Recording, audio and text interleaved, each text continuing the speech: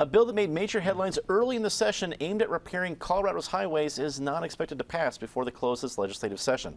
After winning approval in the House, House Bill 1242 faced opposition in the Senate, specifically 3 Republicans in the Senate Finance Committee that opposed the 0.5% tax hike that would then be offered to the voters to approve in the fall. David, I have to believe that the Institute is pretty happy about this because you have would have had a competing ballot measure. Now, perhaps it'd be by itself. There might be some others that offer an alternative to funding highway or road construction. But is this a major loss for the leadership of the Colorado legislature?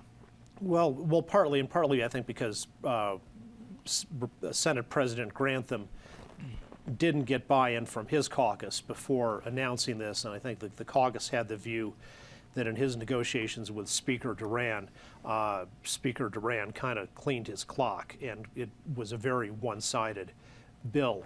The core problem is it gets touted as this is to fix our roads, which people are for. And I think if you had a bill that was, we're going to raise taxes by so much, and every penny we raise is going to go directly into fixing roads, that might have had a pretty good chance of passing.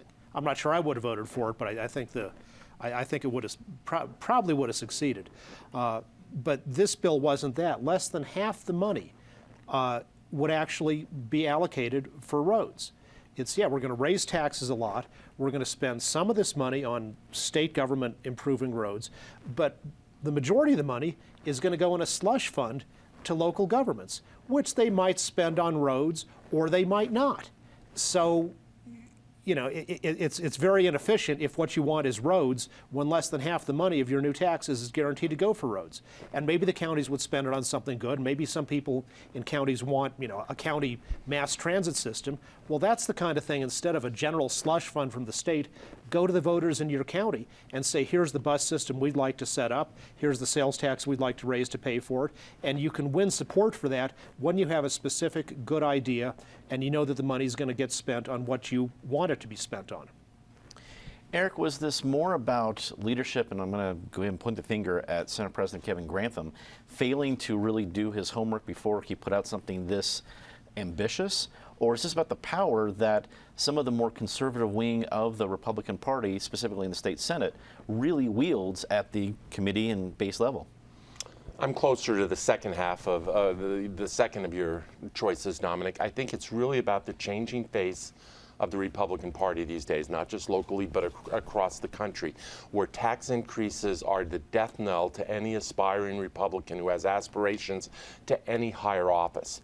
Let's be clear, the votes to pass this bill still exist on the floor of the Senate, because they only need really one Republican vote to flake off and join Democrats, assuming all Democrats are on board, which might not be a fair assumption. But the problem is they can't get it out of committee, and they need 1 out of 3 Republicans in the Finance Committee to vote for it, and they can't find that 1 out of 3 Republican to bring it to the floor. This state, it strikes me, whatever the merits of this bill, and David's criticisms are well taken, this state is stuck right now, whether it's about roads or about a whole host of other issues. This state is stuck, and as the years start piling up, you start appreciating the lack of repair and the lack of care we are providing for this state. There's not an easy answer. I just would point out that John Hickenlooper has, by my math, roughly 20 or 21 months left as governor. It is time. I'd suggest it's past time. I know he didn't expect to be governor. He expected a phone call from Washington that somehow didn't come last December or January. But he needs to decide what his legacy is going to be and use these 21 months to some constructive end and lead. And whether it's about roads or fiscal reform more broadly, pick an issue. He's acquired a lot of political capital. Use the capital. Stand for something. Alicia, who do you think is the big loser here? We see a political battle between 3 Republicans and a Senate president, but when it's all over and legislative session's over, we're not thinking about the different details in a finance committee. Who comes out as not making this happen? Yeah.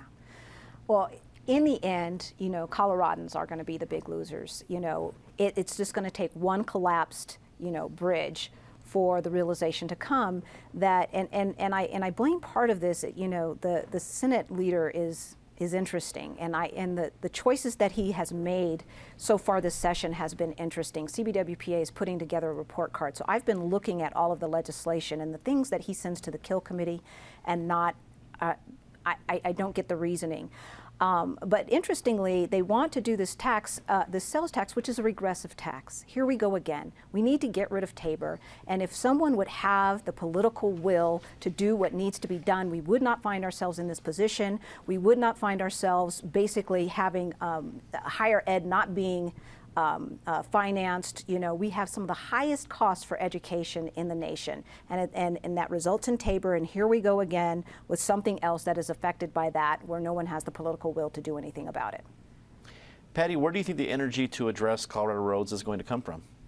From the next driver who loses their Exactly. axle as they hit a pothole.